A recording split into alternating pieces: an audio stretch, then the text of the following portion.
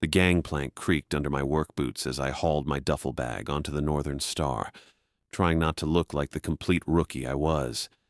After 6 months of paperwork and background checks, I was finally here, about to start my first real sea voyage to the Bering Sea. The ship looked exactly like what I'd imagined. Rust-streaked gray hull, towering cargo cranes, and the smell of diesel fuel mixing with salt air. My journalism professors back in Boston would have a field day if they could see me now. Their golden boy, the one who'd graduated summa cum laude, choosing manual labor over graduate school. But I needed this. Something real. Something that would give me stories worth telling instead of the endless academic circles I'd been trapped in. "You must be Stephen," a woman's voice cut through my thoughts. I turned to see a compact blonde approaching, her ash-colored hair braided back and steel-blue eyes sizing me up. "I'm Holly Crane, deckhand. Kevin said you'd be joining us today." "That's me." I shifted my bag to shake her calloused hand, ready to learn the ropes, literally. She gave me a tight smile that didn't quite reach her eyes. "We'll see how ready you are once we're out there." Something in her tone made me pause, but she was already walking away. "Margaret's got lunch ready in the galley. Better eat while you can." I followed Holly's directions below deck, navigating narrow corridors that smelled like industrial cleaner and old metal. The galley turned out to be a cramped but spotless kitchen where a woman with curly auburn hair was stirring something that actually smelled incredible. "You must be our new crew member." She turned from the stove with a warm smile, wiping her hands on a dish towel. "I'm Margaret Nelson. Welcome aboard the Northern Star." "Stephen Best." I liked her immediately. She had that maternal energy that made you want to sit down and tell her about your day. "Something smells amazing." "Just beef stew, nothing fancy." Margaret ladled a generous portion into a bowl and handed it to me. "You'll need to keep your strength up. These northern waters can be challenging." Before I could ask what she meant, a Latino guy about my age emerged from what looked like an engine room access, grease stains on his red flannel shirt and a wrench in his hand. "Fresh meat." He grinned and mock-whispered to Margaret, "Think this one will last longer than the last guy?" "Jet miles," Margaret said with fond exasperation. "Don't scare him off before we even leave port." "What happened to the last guy?" I asked, settling at the small table with my stew. Jet's grin faltered for just a second. "Oh, you know. Decided maritime life wasn't for him. Happens all the time." He turned to Margaret. "Got any coffee? The engine room's freezing today." Margaret poured him a mug, but I noticed she avoided eye contact. "The captain wants to see you once you're settled, Stephen. Cabin assignments and paperwork." I nodded, focused on the stew, which was genuinely excellent. But something felt off about their exchange. Jet's joke about the previous crew member hadn't sounded like a joke, and Margaret's nervousness seemed out of proportion for routine introductions. The next day and a half passed in a blur of learning ship protocols, safety procedures, and trying not to embarrass myself with basic seamanship. Holly turned out to be an excellent teacher, patient but demanding, showing me rope work and deck maintenance with the kind of precision that comes from years of experience. Jet kept the mood light with a steady stream of jokes, though I noticed his humor got more frantic whenever someone mentioned our destination. Margaret fed us like we were heading into a famine, pressing extra servings on everyone and constantly checking that we'd eaten enough. Captain Kevin Hunter remained mostly invisible until our second day out, when his voice crackled over the ship's intercom just after lunch. "All crew to the main deck. Time for the real briefing." I found the others already assembled near the cargo holds, the Seattle coastline now just a smudge behind us. Captain Hunter looked exactly like what central casting would order for a grizzled sea captain.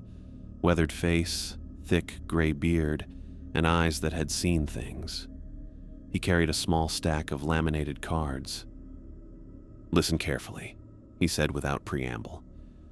"What I'm about to tell you might sound like nonsense to some of you." His gaze settled on me for a moment. "But these rules have kept crews alive for more years than you want to know." He handed each of us a card. I read mine, expecting standard safety protocols about rough weather or equipment failures. Instead, I found 6 numbered rules that made absolutely no sense. 1.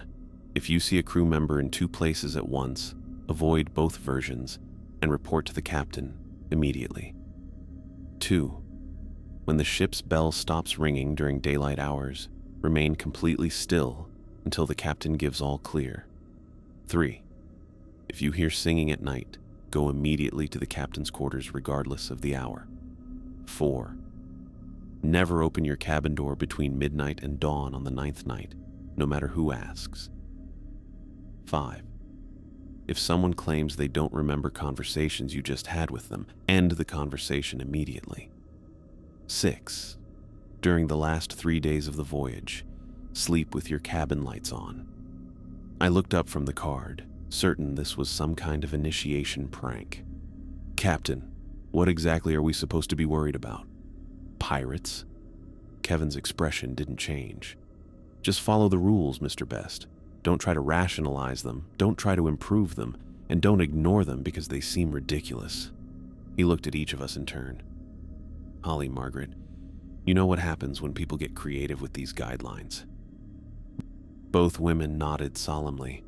Holly's jaw was tight, and Margaret kept glancing toward the captain's quarters, like she expected something to emerge from it. What kind of cargo runs need rules like this? I pressed. Are we transporting something dangerous? In a manner of speaking. Kevin tucked his hands behind his back. The Bering Sea isn't like other waters, Mr. Best. Things happen out there that don't happen anywhere else. These rules exist because previous crews learned them the hard way. Jet cleared his throat. So, just to clarify, we're talking about actual supernatural stuff here? Like ghosts and demons and all that? I'm talking about survival, Kevin said flatly. Call it whatever you want, but follow the rules. He turned to leave, then paused. One more thing. We'll reach the deep waters in 6 days. Once we do, these rules become non-negotiable. Anyone who can't handle that should speak up now. Nobody spoke up, but I caught Holly and Margaret exchanging a look that seemed loaded with meaning. Jet was reading his card again, and I noticed his hands were shaking slightly. After Kevin disappeared back to his quarters, the 3 of them dispersed quickly. Holly to check rigging, Margaret to prep dinner, and Jet to whatever mechanical project was keeping him busy. I stood on deck alone, staring at the laminated card and trying to process what had just happened. Maritime superstitions. That's all this was. Sailors had always been prone to ghost stories and weird rituals. Kevin was probably just maintaining some old tradition, maybe something that helped keep crews focused and alert during long voyages. The specific nature of the rules was definitely creative, though. I had to give him credit for imagination. I tucked the card into my jacket pocket and went to find Holly. Whatever was going on, I was here for the experience, and experience meant learning from people who knew what they were doing. That evening, I was organizing my gear in my cabin when I heard voices in the corridor outside. Margaret and Holly, speaking quietly but urgently. This voyage feels different, Margaret was saying. More active, I can sense it already. I know. Holly's voice was grim. The signs are stronger than last time. We should have warned him more directly. Kevin won't allow it. You know his rules about preparation. Kevin's rules might get him killed. I pressed closer to my door, straining to hear. At least Jet knows what to expect, Margaret continued. Stephen's going in completely blind.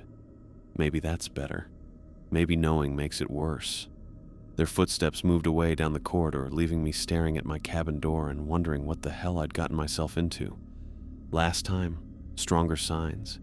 These weren't people discussing maritime superstitions. They were talking about something they'd experienced before. I pulled out my journal and started writing, documenting everything I could remember from the day. Whatever was happening on the ship, I was going to figure it out. That's what journalists did. They found the truth behind the story. I just hoped I was prepared for whatever truth I was about to uncover. The sun was barely up when I started my first real watch shift, the deck still slick with morning dew, and the coffee Margaret had pressed into my hands doing most of the work keeping me upright. Kevin had assigned me cargo hold inspections, basically making sure nothing had shifted overnight and all the securing straps were still tight. Simple enough work, and it gave me time to think about yesterday's bizarre briefing. Those rules still felt like elaborate theater to me. 6 numbered guidelines for dealing with what exactly? Maritime folklore. I pulled the laminated card from my jacket pocket and read through them again, shaking my head. Professional sailors taking this stuff seriously seemed about as likely as my literature professors suddenly deciding to become truck drivers. I was checking the forward cargo hold when I spotted Jet through one of the portholes, hunched over some piece of deck equipment with his toolbox spread around him. He had on that same red flannel shirt and was doing something with a wrench that involved a lot of frustrated muttering. The guy seemed to approach mechanical problems like personal insults he needed to argue with. 20 minutes later, after finishing my checklist, I climbed back up to the main deck to grab some fresh air before writing up my report. I walked toward the bow, planning to check out the rigging Holly had been working on yesterday. Instead, I found Jet in the exact same spot where I'd seen him through the porthole, wearing the same red flannel, with his toolbox spread around him in an identical pattern. He was even holding the same wrench and muttering the same frustrated complaints. I stopped walking and just stared at him for a moment. The layout was so precisely the same that it felt like watching a video replay. "Morning, Jet," I called out. "You're up early." He looked up and gave me that easy grin. "Hey, Steven. Yeah, just got out here. This coupling's been giving me trouble. Figured I'd tackle it before it gets hot." "Just got out here?" I repeated. "What time did you wake up?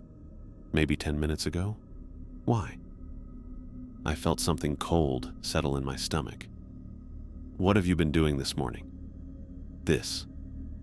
He gestured at the equipment. "First time touching this thing today. Why? Did someone say something?" That was when I remembered the laminated card in my pocket. Rule number 1.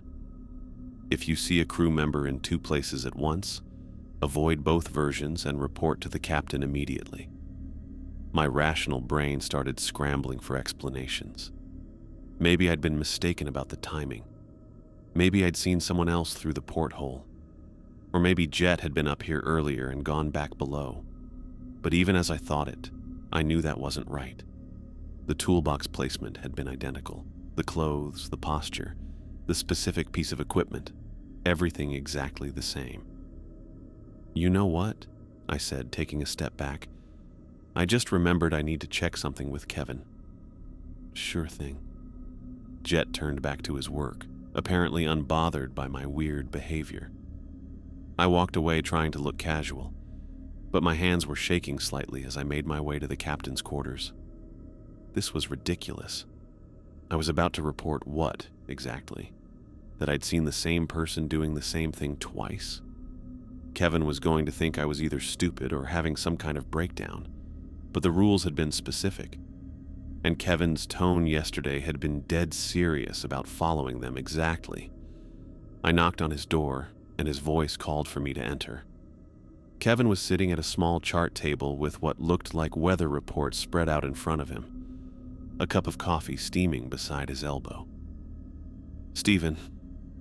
He looked up without seeming surprised to see me. "What can I do for you?" "I think I need to report something," I said, feeling ridiculous. According to rule number 1. Kevin set down his pen and gave me his full attention. "Tell me exactly what you saw." So I did, describing the porthole incident, and then finding Jet in the same spot doing the same work.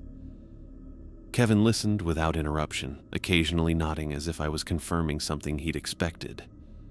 "What was Jet wearing in both instances?" he asked when I finished. "Red flannel shirt, same jeans, same boots." "How did he respond when you spoke to him the second time?" "Like he'd just woken up. Said it was his first time on deck today." Kevin stood up and walked to a small cabinet, pulling out what looked like a logbook. He flipped through several pages, running his finger down columns of handwritten notes. Which piece of equipment was he working on? Some kind of coupling near the forward winch. Kevin made a note in his book. Good. You followed the rule correctly. He closed the logbook and looked at me directly. For the rest of today, I want you to continue your normal duties, but don't be alone with Jet. If you need to work in the same area, make sure Holly or Margaret is present. Captain, what exactly am I supposed to think is happening here? You're supposed to think that the rules exist for good reasons, and that following them keeps people safe. Kevin returned to his chair. That's all you need to think about right now. I wanted to push for more explanation, but something about his tone suggested the conversation was over. Understood. One more thing, Stephen. Don't mention this to Jet directly. If he brings up your conversation this morning, just deflect. Back on deck, I tried to return to normal work, but everything felt different now. I found myself watching Jet whenever our paths crossed, looking for signs of whatever Kevin thought was wrong. The thing was, Jet seemed completely normal, joking around, fixing things, being his usual self.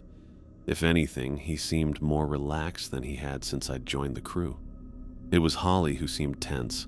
I caught her watching Jet with those sharp steel blue eyes, and when he walked past carrying some tools, she tracked his movement like she was expecting him to do something unpredictable. During lunch, Margaret served bowls of some kind of fish chowder to Holly, Kevin, and me. But when Jet sat down at the table, she just moved past him. "Hey, Margaret," he said. "What about me?" "Oh!" She turned back with an expression of genuine surprise. "I'm sorry, dear. You said you weren't hungry." Jet looked confused. "When did I say that?" "Just a few minutes ago, when you came through." Margaret's voice had gotten slightly higher, the way people sound when they're trying to convince themselves of something. "You said you'd eaten something earlier." "I definitely didn't eat anything earlier. And I didn't come through here until just now." An uncomfortable silence settled over the table. Margaret served Jet a bowl, but I noticed her hands were trembling slightly. Kevin ate methodically, apparently unbothered by the exchange. Holly kept glancing between Jet and Margaret like she was watching for something specific. "Maybe I misunderstood," Margaret said finally, but she wouldn't quite meet Jet's eyes. The rest of lunch passed with stilted conversation about weather and routine ship maintenance. But when Jet left to return to his engine work, I saw Holly lean close to Margaret and whisper something that made Margaret's face go pale. I only caught 2 words: starting again. That evening, I was in my cabin trying to write down everything that had happened when I heard voices in the corridor outside. Holly and Margaret again, speaking in those same urgent undertones. "It's definitely starting," Holly was saying. "The signs are the same as last time." "But it's early," Margaret replied. "We're still days from the deep waters." "Maybe the waters are coming to us." Their footsteps moved away, leaving me staring at my journal and wondering what the hell "last time" referred to. Whatever was happening on this ship, whatever those rules were really about, it wasn't maritime folklore. It was something real, something dangerous, and something my crewmates had dealt with before. I just wasn't sure I wanted to know what it was. 2 days later, I was up on deck checking rope tension when the world just stopped. Not literally stopped. The engines kept rumbling, waves kept hitting the hull, wind kept whipping across my face, but something fundamental had shifted. It took me a few seconds to realize what was missing. The ship's bell. For 3 days straight, that bell had chimed every hour on the hour with mechanical precision. I'd grown so used to it that I barely noticed anymore. Just another piece of the ship's rhythm. But now, when it should have been announcing noon, nothing. I looked around, expecting to see other crew members checking their watches or wondering about the malfunction. Instead, I found Holly frozen mid-motion about 20 feet away, a wrench halfway to her mouth where she'd been holding it between her teeth while working on some rigging. She wasn't moving at all, not even breathing as far as I could tell. From the galley below came the abrupt silence of Margaret's usual cooking sounds. No more stirring, no clatter of spoons against pots, Even Jet's welding work, which had been sparking and hissing from somewhere near the cargo holds, had gone quiet. Rule number 2 hit me like cold water. When the ship's bell stops ringing during daylight hours, remain completely still until the captain gives all clear. I stopped moving. Not gradually, not after thinking about it. I just locked every muscle and stood there like a statue, the rope still in my hands. My rational brain wanted to look around, to figure out what was happening, to do something. But the look on Holly's face before she'd frozen told me everything I needed to know. She'd heard that missing chime and reacted with the kind of instant practiced terror that comes from experience. So I stood there, barely breathing, while 20 minutes crawled by like hours. The shadows were wrong. That's what I noticed first, once I'd been standing still long enough to really observe. We had overcast skies, gray clouds filtering the light into that flat, even illumination you get on cloudy days. But shadows were moving across the deck anyway, dark shapes that shifted and flowed despite having nothing to cast them. Then came the footsteps. Measured, deliberate footsteps walking across the deck behind me. Not rushing, not sneaking, just someone walking with purpose from one end of the ship to the other. Except I could see Holly in front of me, still frozen with that wrench in her mouth. And the footsteps were coming from the wrong direction to be Jet or Margaret. The sound passed right behind me, close enough that I should have felt breath on my neck or caught a whiff of clothing. Nothing. Just those steady footsteps moving past and continuing toward the bow. My hands were cramping from gripping the rope so tightly, and my back ached from holding the same position. Sweat was running down my face despite the cool air, but I didn't move. Whatever had taught Holly and the others to freeze like this, I wasn't eager to learn about it firsthand. More footsteps, these coming from the opposite direction. Lighter steps, almost like someone running. They crossed the deck in a pattern that made no sense. Diagonal lines, circles, figure eights, like a child playing some elaborate game of hopscotch on metal decking. Kevin's voice finally crackled over the intercom. "All clear. Resume normal operations." Holly immediately spat out her wrench and went back to her rigging work like nothing had happened. From below, Margaret's cooking sounds resumed mid-stir. Jet's welding started up again with its familiar hiss and spark. Nobody looked at anyone else. Nobody asked if everyone was okay. They just went back to work. But I saw Holly's hands shaking as she tried to thread wire through an eye bolt. And when I walked past the galley porthole a few minutes later, Margaret was gripping the edge of her prep counter so hard her knuckles had gone white. I finished my deck maintenance in record time, needing to do something normal and productive to get my head straight. 20 minutes of standing perfectly still while invisible people walked around the deck. That wasn't maritime folklore. That was something else entirely. An hour later, I was helping Margaret organize supplies in the galley's storage area when I found the compartment. "These lower shelves are getting pretty cluttered," I said, moving boxes of canned goods to get at the back wall. "Want me to reorganize everything?" "That's very sweet of you, Stephen," Margaret replied from the stove where she was browning meat for dinner. "Just be careful not to—" My hand found a seam in what I'd thought was solid metal.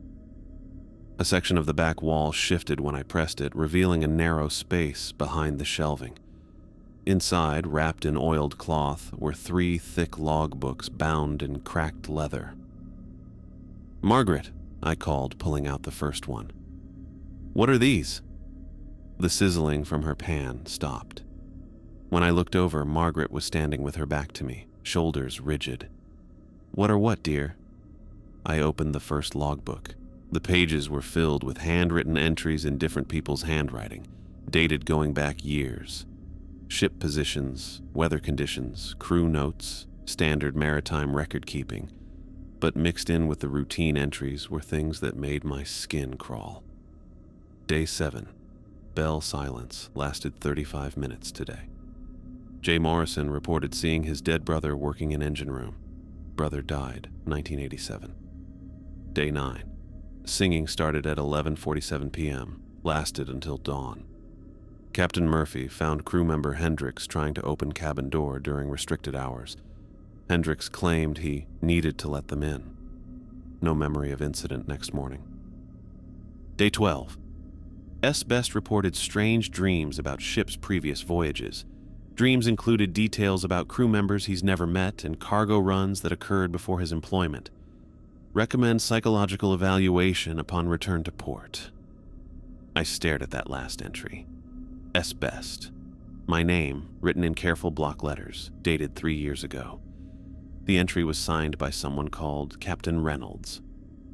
Margaret. My voice came out hoarse. Margaret, what is this? What's what? She still hadn't turned around, but I could see her reflection in the porthole glass. Her face was pale. These logbooks, they have my name in them, from 3 years ago. I don't know what you're talking about. There's an entry here about me having dreams about previous voyages. Dreams about crew members I'd never met. I flipped through more pages, finding entry after entry describing supernatural incidents. Margaret, I've never been on this ship before last week. I've never met Captain Reynolds. But someone with my exact name was here 3 years ago, experiencing the same things we're experiencing now. Margaret finally turned around, and her kind brown eyes were filled with something that looked like panic. I've never seen those books before in my life, she said, but her nervous glance toward the hidden compartment told a different story. Maybe the previous cook left them there. The handwriting changes between entries. Multiple people wrote in these logs. I held up the book, pointing to the entry about my supposed dreams. Look at this date, 3 years ago. Look at the detailed descriptions of things that are happening right now. The bell stopping, the strange shadows, crew members seeing dead relatives. Stephen, I really don't know. Yesterday, when you said you thought I'd already eaten lunch, when I hadn't come through the galley yet. And this morning, when you looked surprised to see me at breakfast, even though we'd talked about me helping with supplies. I closed the logbook and looked at her directly. Margaret, do I remind you of someone? Her face crumpled slightly, and she turned back to her cooking with movements that seemed forced and mechanical. You're a very nice young man, Stephen. Sometimes you just remind me of someone I used to know. Someone named S. Best who was on this ship 3 years ago. I really need to focus on dinner preparations. I wrapped the logbooks back in their oiled cloth and returned them to the hidden compartment, but not before memorizing several more entries, including one that made my blood run cold. Day 10. Lost contact with S. Best during night singing incident. Found him on deck at dawn with no memory of leaving his cabin. Claims he spent entire night locked in his room, but door was found open and wet footprints led to his bunk. Recommend immediate medical evaluation and possible psychiatric hold upon return to port. Back in my cabin that evening, I wrote everything down in my journal, trying to make sense of what I'd discovered. Someone with my name, someone who sounded exactly like me, had been on this ship before, had experienced the same supernatural events, had even kept a journal, just like I was doing. But according to my own memories, my own life, I'd never set foot on a ship before last week. Either someone was playing an elaborate practical joke involving forged logbooks and planted evidence, or something was happening on this ship that defied every rational explanation I could think of. Given what I'd witnessed with Jet's duplication and today's 20-minute dance with invisible footsteps, I was starting to lean toward the latter. The question was, if I was somehow repeating someone else's experience, how did it end for the first Stephen Best? And did I really want to find out? I was still staring at my journal, trying to process what I'd found in those hidden logs, when the singing started. At first, I thought it was coming from someone's radio or maybe Margaret humming while she cleaned the galley.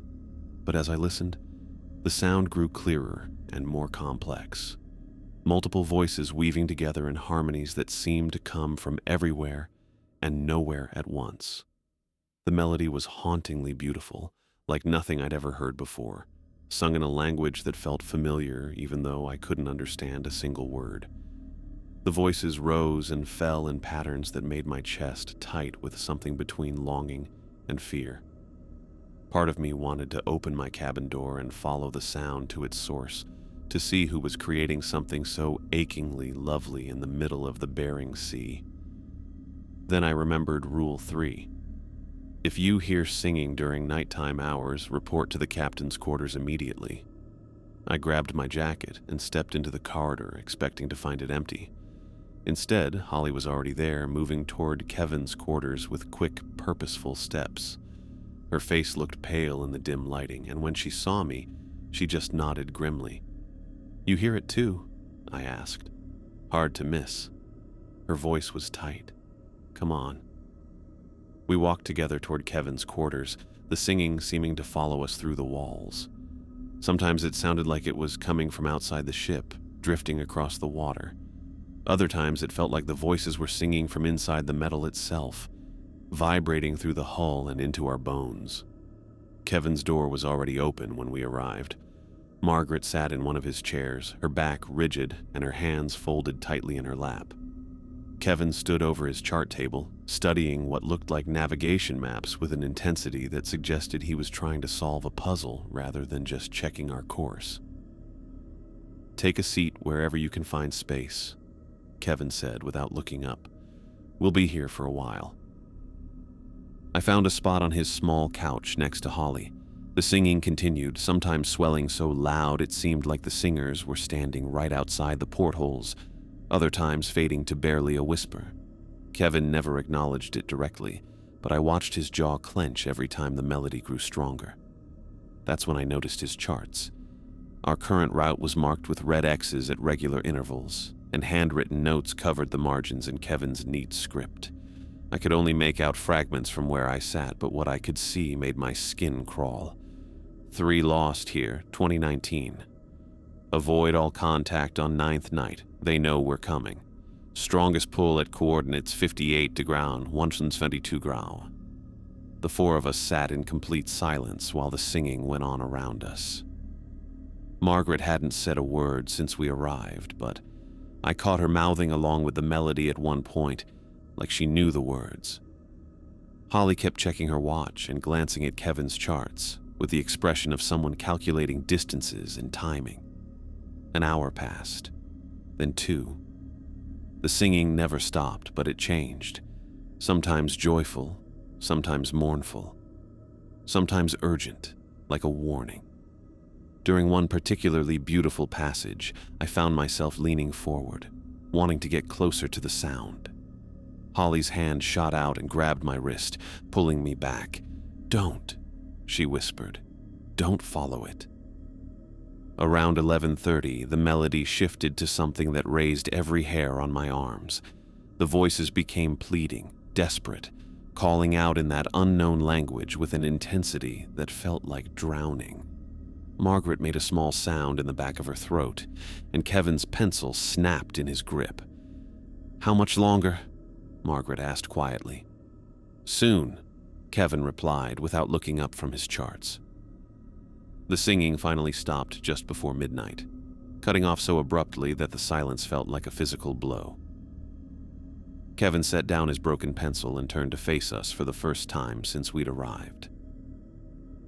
"Tomorrow is the 8th day," he said, "which means the 9th night comes after that."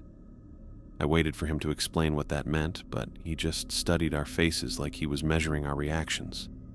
"Captain," I said finally, "what happens on the 9th night?" Kevin walked to his porthole and stared out at the dark water. "That's when we find out whether we're strong enough to make it home." That's not really an answer. It's the only answer you're getting tonight. He turned back to us. "I need you all to understand something. Not everyone who's taken this route has come back, and the ones who did." He paused, seeming to choose his words carefully. "They came back changed." Margaret shifted in her chair. "Kevin, maybe we should tell him." "Tell me what?" I looked between them. "Margaret, How many times have you made this trip?" She was quiet for so long I thought she wouldn't answer. Then, barely above a whisper, "This is my 4th time." I turned to Holly. "And you?" "3rd," she said, meeting my eyes directly. "3rd time through these waters. But you both act like you've never experienced any of this before. The rules, the strange events, you pretend to be just as confused as I am." Kevin returned to his chart table. "Because every time is different. The rules stay the same, but what we encounter." He traced one of the red X's with his finger. "It learns from us, gets stronger, gets smarter about how to reach us. What learns from us? You'll find out soon enough." Kevin began rolling up his charts. "For now, get some sleep. Tomorrow we start preparing for the 9th night, and I need everyone sharp." Holly and Margaret filed out, but I lingered in the doorway. "Kevin, those logs I found in the galley. There were entries about someone named S. Best from 3 years ago. Someone who sounds exactly like me." Kevin's hands stilled on his charts. "What about them?" "Did you know that person? The other Stephen Best?" "I've known a lot of people on these waters, son." Kevin looked at me then, and for a moment his weathered face seemed incredibly tired. "Go get some sleep, Stephen. Save your questions for after the 9th night." "Will I still be able to ask them after the 9th night?"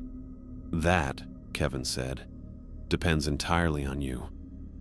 Back in my cabin, I lay awake listening to the ship's normal sounds. Engine humming, waves against the hull, metal creaking as we cut through the water. No more singing, no mysterious footsteps, no impossible duplications. Just a ship moving through dark water toward whatever waited for us in 2 days. But I couldn't shake the memory of that beautiful, terrible melody, or the way Margaret had seemed to know the words, or the desperate pleading in those unknown voices during the final hour. Most of all, I couldn't stop thinking about Kevin's charts and that notation, "They know we're coming." Who knew we were coming? And why did that feel less like a warning and more like a promise? I spent the last hour of daylight checking my cabin door 3 times, testing the deadbolt, making sure the porthole latch was secure. The metal felt solid under my fingers, but after everything I'd witnessed over the past week, solid didn't mean much anymore.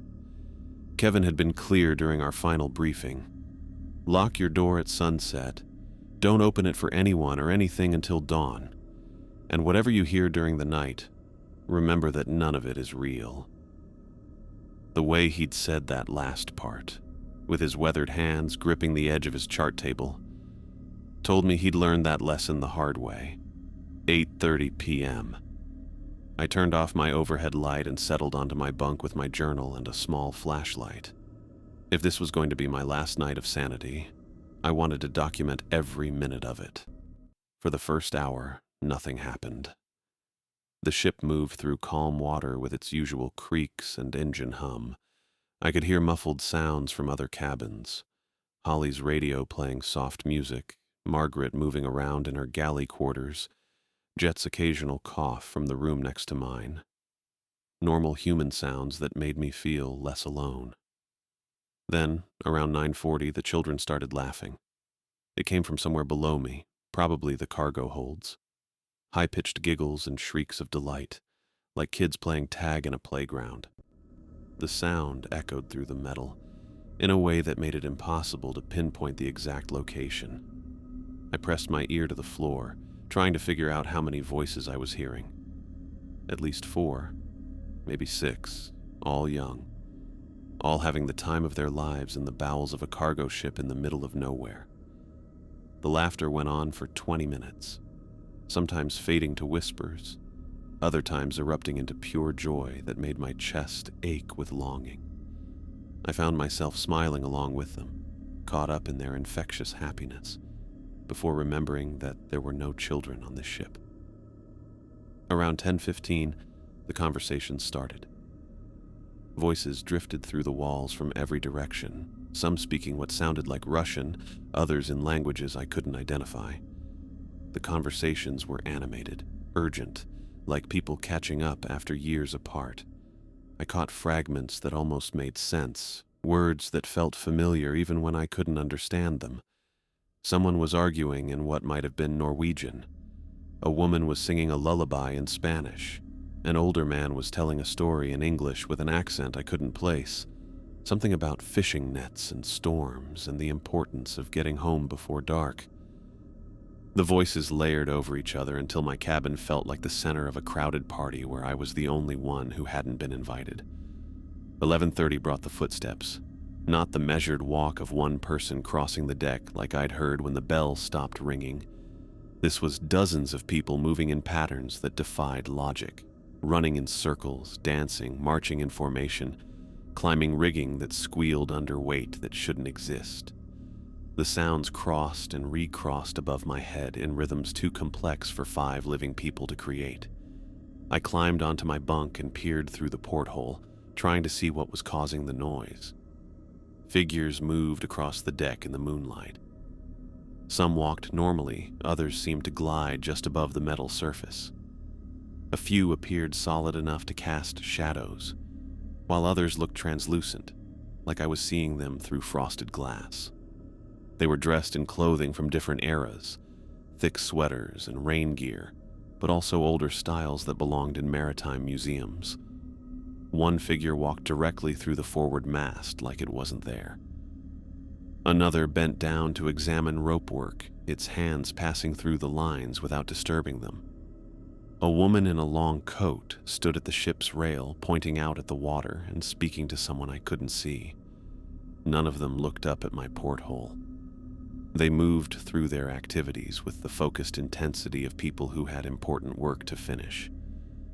Midnight arrived with a sound like glass breaking. Not actual glass, more like the moment when silence shatters and lets something else pour through. The temperature in my cabin dropped so suddenly I could see my breath, and condensation began forming on the inside of my porthole. That's when someone tried my door. The handle turned slowly, quietly, like whoever was outside didn't want to wake me. When the deadbolt held, they tried again, applying more pressure.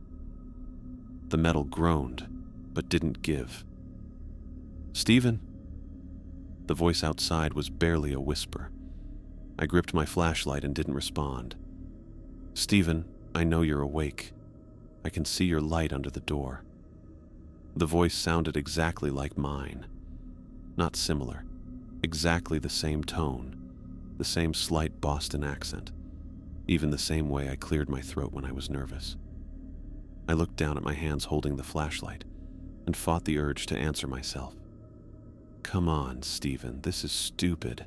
I need to show you something important." The handle turned again, more insistently this time. When it wouldn't budge, my own voice took on an edge of frustration. "Fine, be that way. But you're missing the best part." Footsteps moved away from my door, and I let out a breath I hadn't realized I was holding. An hour later, Kevin's voice replaced mine outside my door. "Stephen, son, I need you to come out here. There's been an emergency." But something was wrong with Kevin's voice.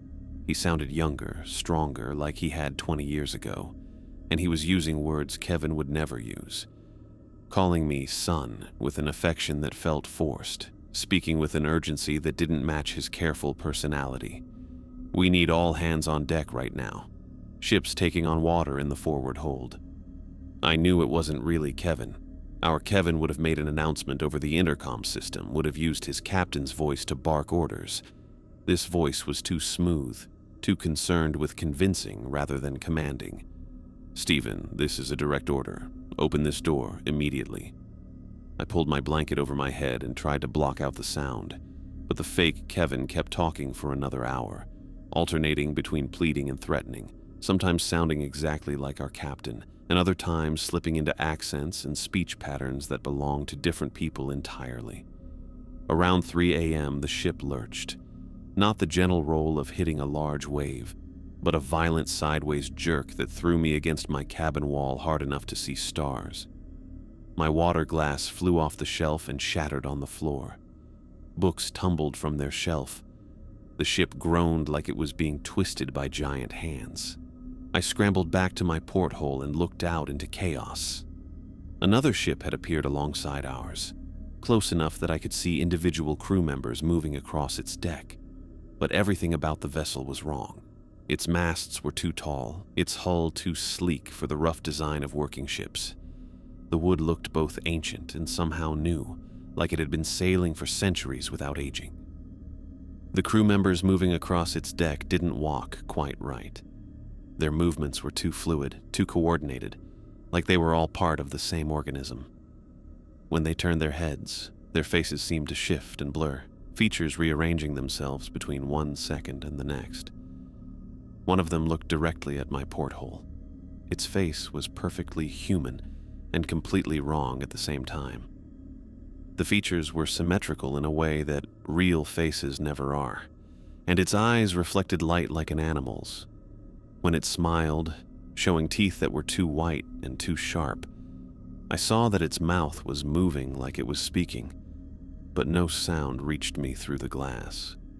The thing raised one hand in what might have been a greeting or a threat, and I jerked back from the porthole so hard I fell off my bunk. When I looked again, the other ship was gone. The Northern Star settled back into its normal movement through calm water. The voices and footsteps stopped abruptly, like someone had turned off a radio. Even the temperature returned to normal, condensation disappearing from my porthole as if it had never been there. I checked my watch. 5:47 a.m., almost dawn. I sat on my bunk, shaking and writing in my journal until pale light began filtering through my porthole. At exactly 6 a.m., Kevin's real voice came over the intercom. Older, tired, but unmistakably genuine. All clear. Resume normal operations. I unlocked my door and stepped into the corridor on unsteady legs. Holly emerged from her cabin looking pale but alert. Margaret appeared from the galley area, moving slowly like she'd been awake all night. Jet's door stayed closed, but I could hear him moving around inside. Nobody asked how anyone else's night had been. Nobody mentioned the voices or the footsteps or the impossible ship that had appeared beside ours. We just gathered in the galley where Margaret silently served coffee and eggs, her hands steady despite the dark circles under her eyes. But when I looked out the porthole while eating breakfast, I noticed something that made my blood run cold. Our wake stretched behind us in a perfectly straight line, showing our course through the night. But parallel to it, running alongside our path for several miles before veering away, was another wake, fresher than ours, cutting through the same water we'd just passed through, left by a ship that had sailed beside us and then vanished into empty ocean. I finished my breakfast in silence and went to write everything down, trying to make sense of a night that had tested every rational belief I'd ever held. Whatever we were really doing out here, whatever cargo we were actually carrying, the ninth night had given me a glimpse of the truth. And that truth was bigger and stranger and more terrifying than anything I'd imagined when I'd first stepped aboard the Northern Star. I stepped out of my cabin at sunrise to find I wasn't the only one who looked like I'd been hit by a truck. Holly leaned against the galley door with coffee in both hands, her hair escaping its braid in dark circles under her eyes. Margaret sat on a supply crate staring out at the water with the 1,000-yard stare of someone who'd seen too much. Even Jet, when he finally emerged from his quarters 20 minutes later, moved like he wasn't entirely sure which body he was supposed to be occupying. Kevin appeared last, and the change in him hit me like a physical blow. The man who'd seemed weathered but strong just yesterday now looked like he'd aged 5 years overnight. His shoulders curved inward. His face had new lines I swear hadn't been there before, and when he walked, each step seemed to cost him effort. "Galley," he said, his voice rougher than usual. "All of us. Time for the real briefing." We gathered around Margaret's small table, the 5 of us crammed into a space meant for 3. Kevin set down a thermos of coffee and looked at each of us like he was seeing us for the first time. "Dutch Harbor's 12 hours out," he said, "which means this is my last chance to tell you what you've really been doing out here."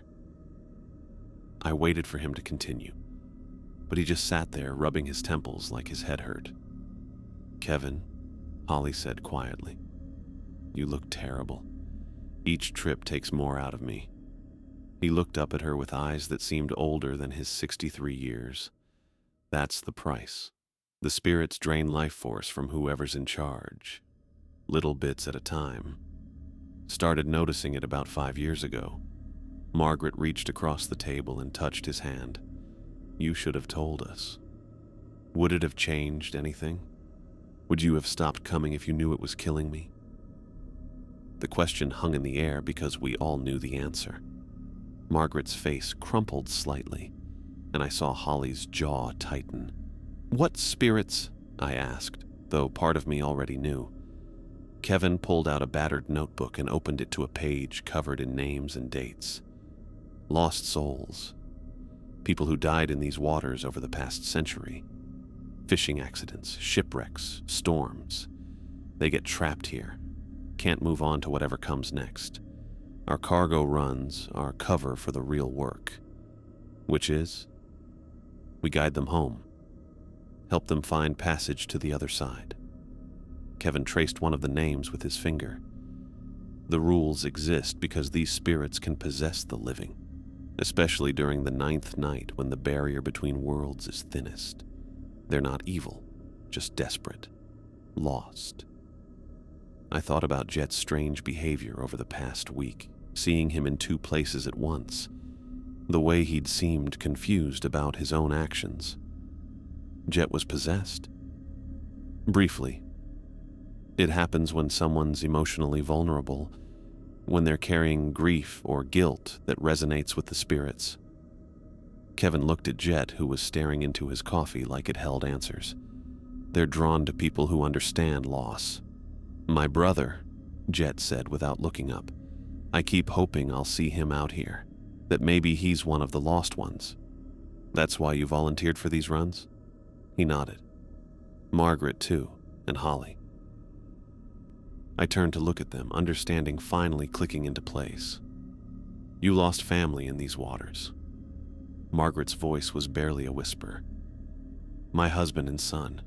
Fishing accident 5 years ago. My sister Emma, Holly added. She was with me on my first supernatural run. I made a mistake with the rules and she couldn't finish the sentence.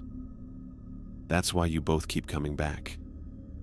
We help the lost souls find peace, Margaret said. And maybe someday, we'll help our own families do the same. Kevin closed his notebook and looked directly at me.